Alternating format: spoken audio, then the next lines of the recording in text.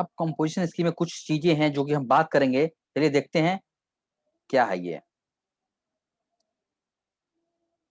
Person opting for composition scheme can provide service up to 10% turnover. अगर composition ले रहे हैं और सर्विस भी है तो उसमें 10% ही आपको सर्विस का होना चाहिए। ये आपके नया इंसर्ट को फाइनेंशियल ईयर 2019-20 में। Provided further that a person who opts to pay tax under clause A and clause B or clause C may supply services of value not exceeding 10% in state and territory in the preceding financial year or 5 lakhs rupees whichever is higher। यहाँ पर डाला हुआ है any person opting for compensation scheme to render services during the current year up to 10% of turnover during the previous year or 5 lakhs whichever is higher। या तो 5 लाख तक या 10%, उससे कम है तो 10% तक कर सकता है। While computing the value of service for determining the limit of 10% of turnover during the previous year, 5 lakh switch higher, ये यहाँ पे दिया हुआ है। अगर सर्विस ले रहे हो तो डिटरमाइन करो लिमिट ऑफ 10%, जो दोनों में ज्यादा हो। Exempted services by way of the extending deposit, loans, advances so far as the consideration is represented by way of interest discount shall not be taken in account। ठीक है, service tax कर रहे हैं 10% लिमिट के लिए, तो आपको इस केस में आपको एडवांस लोन डिपॉजिट जो एग्जेम्प्ट है वो यहाँ पे शामिल नहीं होगा।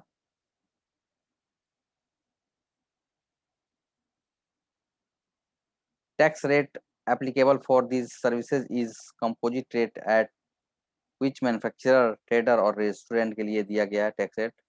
Who can opt for composition scheme casual, who cannot opt for composition scheme, कौन नहीं ले सकता है? Casual taxable person, outside states जो इंटरस्टेट है वो नहीं ले सकता है, non resident person, service provides restaurant और services up to the limit allowed, service provider जो कि रेस्टोरेंट वाला नहीं है या जो लिमिट के अंदर नहीं है, purchase from unregistered supplier held in stock on date of opting the composition scheme on which GST not been paid under RCM under section 94।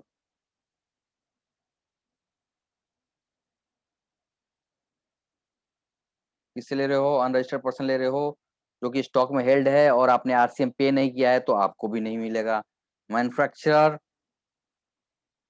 Of certain notified goods, ice cream, edible ice, पान मसाला, तंबाकू product, ये सब भी नहीं हो सकते।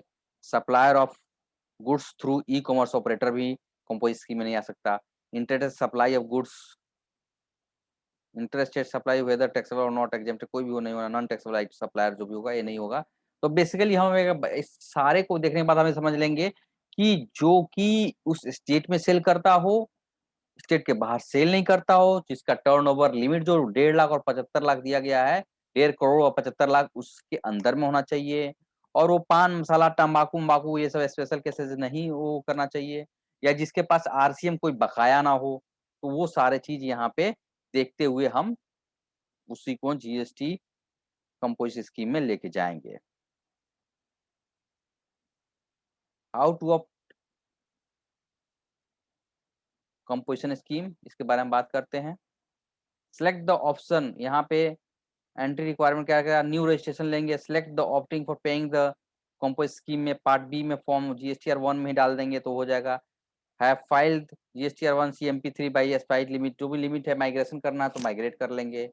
Post registration as normal taxpayer should file form CMP3, अगर पहले है तो उसमें डाल देंगे, उसमें डिटेल डालेंगे कि हम कंपोजिशन में जा रहे हैं, नहीं है बाद में कर रहे हैं तो भी आपका CMP3 में चला जाए। तो ये बहुत ही ईजी है, आप अपने पोर्टल से जाके आप अपने को कंपोजिट स्कीम में जो भी उनका टाइम पीरियड है उसके बीच में कर सकते हैं। अब डिस्प्ले क्या करना है कंपोजिट स्कीम में, एवरी नोटिस में डिस्प्ले कीजिए कि कंपोजिट स्कीम टैक्सेबल पर्सन है आप। साइन बोर्ड पे लिखिए या आप कंपोजिट कंपोजिशन टैक्सेबल पर्सन है आप। Display at principal place of business, every additional place जो भी होगा वहां पे होगा। Validity validity of composition levy, condition satisfied आप कर रहे हैं तो आप रहेंगे, वैलिड रहेंगे। कंडीशन नॉट सेटिस्फाई कर रहे हैं तो आपको नॉर्मल टैक्स देना पड़ेगा और आप उससे बाहर हो जाएंगे। आपको with in 7 days file CMP4 के साथ इंटीमेट करना पड़ेगा। सेल्फ विड्रॉल करना चाहें तो आप अप्लीकेशन फाइल करके भी कर सकते हैं। प्रॉपर ऑफिसर रीजन लगता है कि ये गलत हो रहा है तो भी आपको कर सकता है।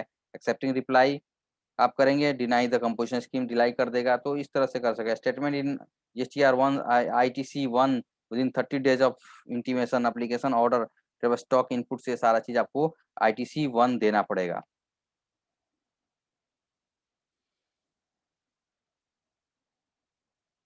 आपको ITC1 फाइल करना पड़ेगा जैसे ही आप कंपोजिशन में आते हैं तो, या हटते हैं तो।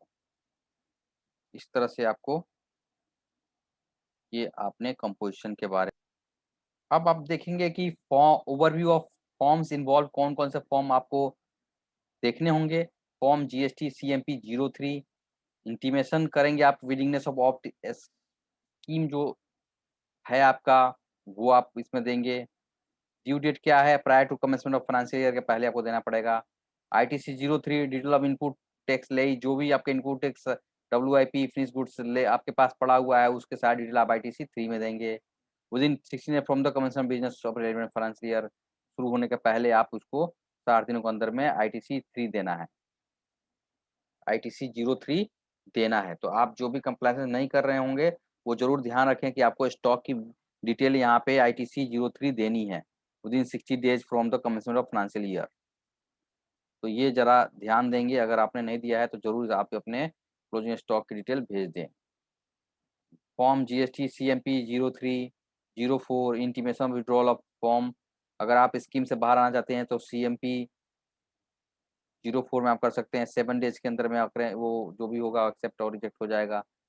Form ITC 1 details of input डेइंग stock WIP, ये सब चीज जो है वो आप कन्वर्जन के बाद आप उसमें ITC 1 फाइल करेंगे। जो भी इनपुट स्टॉक है वो सारा अगर आपने कन्वर्ट कर लिया है composition scheme to normal scheme में तो। CMP 03 05 शो कॉज नोटिस, अगर आपने कोई भी रूल्स एक्ट को कंट्रावेंट किया है तो 03 06 रिप्लाई और शो कॉज नोटिस, कोई भी अगर नोटिस है तो CMP 03 में आप रिप्लाई देंगे विद इन 15 डेज। और इशू ऑफ ऑर्डर CMP 03 में आपको प्रॉपर ऑफिसर निकालेगा 30 दिन के अंदर में आप रिप्लाई देने के। और CMP 08 return to be filed by person opting for composition scheme, return to be filed by person opting for composition scheme, ये आपके CMP 8 जाएगा। कंपोजिशन लिए गए वो within 18 days from the end of the each quarter, प्रत्येक quarter के CMP 08 आपको file होगा। प्रोसीजर फॉर कंप्लायंसेस क्या होगा, चलिए 19-20 में अगर आप अप्रैल टू जून से लेकर जुलाई तक आप 20 लाख में थे, आपका टर्नओवर था तो आपको कोई GST नहीं लगा। उसके बाद आपने कंपोजिशन ले लिया, कंपोजिशन आपको यहाँ तक चला मार्च 2020 तक, तो आप क्या करेंगे CMP 08 फाइल करेंगे और पे करेंगे GST 18 को नेक्स्ट मंथ के।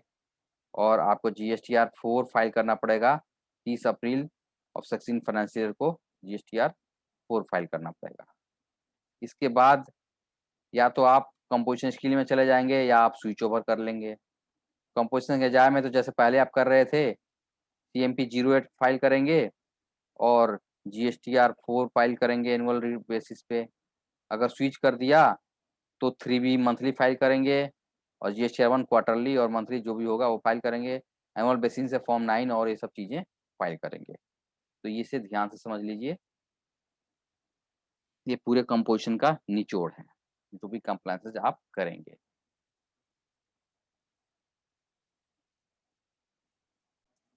आपको जैसे पहले मैंने बताया था कि आपको कैसे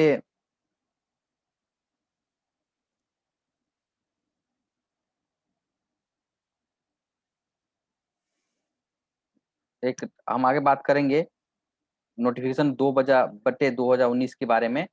डिनायल ऑफ, एक हम पढ़ रहे हैं, denial of composition scheme on account of non fulfilment of conditions specified there in prospective और retrospective. Circular number 77/15/2008 GST 31/12/2018 has rectified clarified that in case of denial of option to pay taxes under composition scheme levied by the tax authority, the effective date of such denial shall be from the date, including any retrospective date as may be determined by the tax authority. However, such effective date shall not be prior to the date of contravention of the provision of the act. ये कह रहा है कि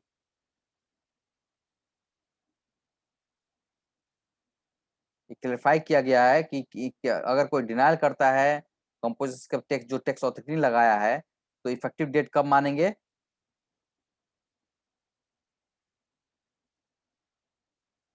जो कि tax authority ने determine किया था।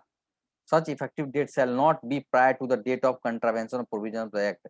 जब कंट्रावेंशन हुआ था एक्ट का, उसके पहले का नहीं हो सकता, उसके बाद का हो सकता है। यानी कि ये एसएससी को बेनिफिट दिया जा रहा है कि पहले का कोई इफेक्ट नहीं मानेंगे, हम बाद के ही मानेंगे जब कंट्रावेंशन हुआ था तब से। ऑप्शन टू पे कंसेशनल रेट आपको 6% देना था, जो कि नोटिफिकेशन नंबर 2/2019 यानी कि 2/2019 इफेक्ट फ्रॉम 1/4/19 से लाया गया। This option under notification 2/19 is same as that composition scheme.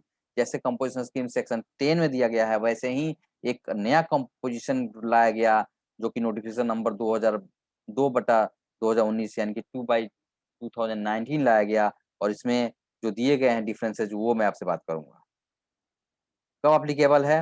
When applicable, agreed turnover ये 1.5 करोड़ और 75 लाख जो भी हो तो होगा कंपोजिशन स्कीम।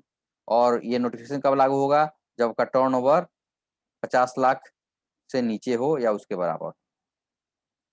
ये किस पे अप्लीकेबल होगा? ये जो कंपोजिशन स्कीम है वो किस पे होगा? मैन्युफैक्चरर, ट्रेडर, सर्विस प्रोवाइडर, सब पे इस पे होगा।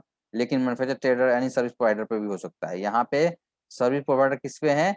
सप्लाई ऑफ फूड पे ही दिया इन्होंने कंपोजिशन स्कीम, लेकिन यहाँ पे एनी ऑफ सर्विस प्रोवाइडर पर दे दिया। बेनिफिट ऑफ रिड्यूस रेट क्या हो जाएगा? तो 1% मैन्युफैक्चरर का, 1% टैक्स टर्नओवर ट्रेडर का, 5% रेस्टोरेंट दिया। यहाँ पे सबके लिए क्या कर दिया? 6% कर दिया। तो अगर आपका टर्नओवर 50 लाख से नीचे है और आप चाहते हैं, अगर आप मैन्युफैक्चरर नहीं है, आप इसमें नहीं फॉल नहीं करना चाहते, आप इसमें आना चाहते हैं, तो आप यहाँ पे आ सकते हैं। जैसे कि मान लीजिए चार्टर्ड अकाउंटेंट की सर्विसेज हो गया, या अदर कोई प्रोफेशनल्स के सर्विसेज हो गए जो कि कंपोजिशन में नहीं है, तो वो नोटिफिकेशन 2/2019 में आके अपने को रजिस्टर कर सकते हैं और वहां पे कंपोजिशन ले सकते हैं। करेंट ईयर लिमिट क्या है? 1.5 करोड़ है, यहाँ 50 लाख ही है। Difference in conditions, manufacture as notified, ice cream, paan masala, ये सब जो भी है कैन नॉट ऑप्ट कर सकता है। बोथ मैन्युफैक्चर एज नोटिफाइड, पान मसाला प्रोडक्ट एपिल कैन नॉट भी, यहाँ भी पान मसाला वसाला को बैन किया गया है। तो ये है यहाँ पे, ये कुछ क्वेश्चन है जो कि आप देखिए आए थे, वो आप देख सकते हैं, एक बार रीड कर लीजिए।